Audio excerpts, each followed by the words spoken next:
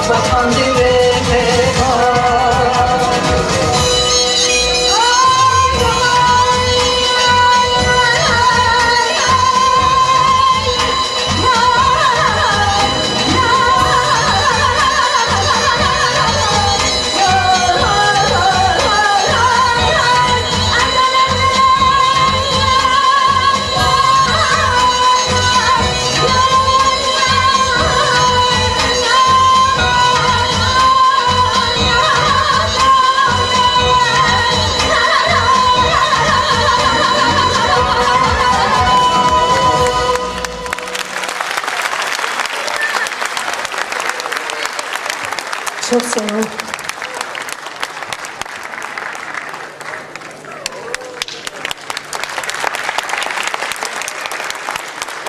Köz inç van xeyrar xuray. İgrami yarar dostlar muhmanar. Söz virinas yaran suvarar mübarek ray.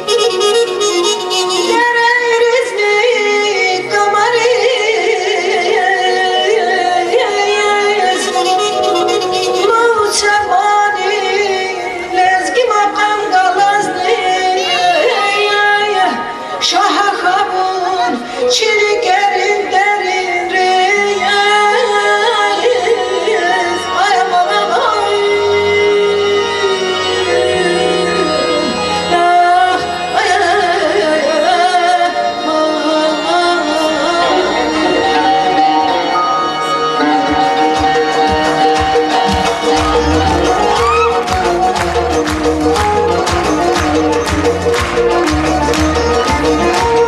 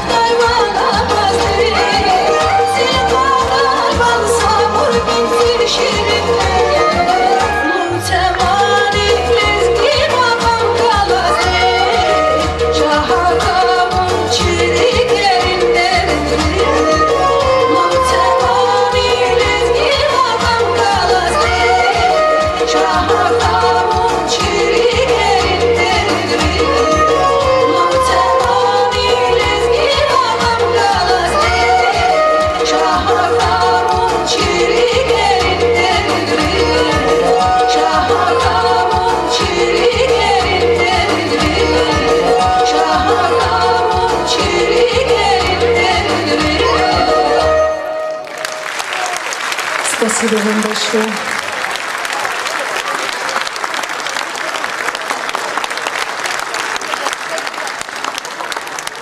Махира Ширинова, друзья. Ваши аплодисменты.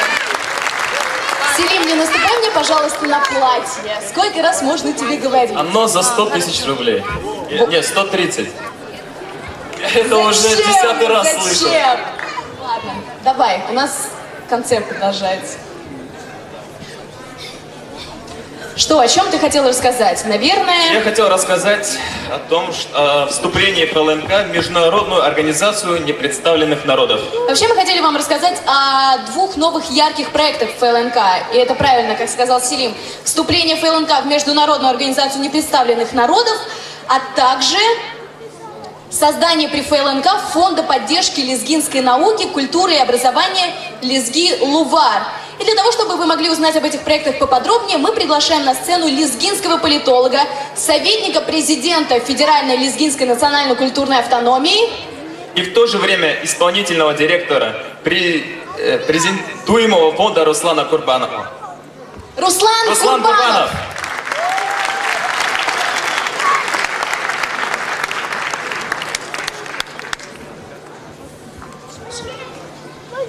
Ассаламу алейкум ва рахматуллахи ва баракатуху. Hürmetli dostlar, igrami vahar vastxayar. Kızkani, yaran suvarni, lezgi halkdin sadvili suvar mübarek huy. Kenyan ikhchi arada, masmiletri muhmanarneva, havla kne залахил качу, зазерики ама гафар урусчалов лаган huy. Дорогие друзья, уважаемые гости, я намеренно перехожу на русский язык, чтобы меня могли понять наши друзья и гости, не владеющие лезгинским языком. Для меня сегодня большая честь выступать перед таким представительным залом. Я постараюсь быть краток и рассказать вам о двух проектах, о которых сказали уже Диана и Селим. Первый проект – это вступление нашей организации Федеральной лезгинской национальной культурной автономии в аналог Организации Объединенных Наций. Она называется Организация непредставленных народов. Важность этого факта заключается в том, что лезгины всю жизнь были открыты остальным народам, остальным цивилизациям и всему остальному миру. И лезгины всегда были первыми в принятии передовых религий и идеологий, к которым я отношу христианство, ислам, русское просвещение, идеи советского просвещения. И именно поэтому расцвет лезгинской науки, культуры и образования приходился на эти исторические этапы. И я думаю, что и сейчас дальнейший расцвет лезгинской науки, культуры и образования будет связан с нашей большей открытостью миру. И я надеюсь, что мы, уже став чуть-чуть взрослее, мы можем выходить уже на международную арену и представлять интересы лезгинского народа на мировом уровне. И я надеюсь, что привлечение международных партнеров к нашим проектам, в том числе к сохранению лезгинских памятников архитектуры, к сохранению лезгинского языка, поможет нам для последующих потомков сохранить все богатство нашей культуры. Что касается второго проекта, то я думаю, каждый из вас знает, насколько тяжело лезгинской молодежи пробиваться в этой жизни. Сколько ваших знакомых, молодых ребят и девушек, не смогли защитить диссертации от того, что не хватило у родителей средств на их поддержку. Сколько талантливых спортсменов не смогли выйти на международные соревнования, потому что за их спиной не было хорошего финансирования или богатого спонсора. Я надеюсь, что этот фонд, который мы сейчас презентуем вам, фонд поддержки лезгинской науки, культуры и образования, с очень звучным названием «Лезги-Лувар», что переводится «Лезгинские крылья», станет большой поддержкой для нашей молодежи. Я надеюсь, что этот фонд, как крепкие крылья лезгинских орлов, как белоснежные крылья ангелов, поднимут нашу молодежь к их мечтам и великим свершениям. Спасибо вам большое. Спасибо, Руслан. Спасибо.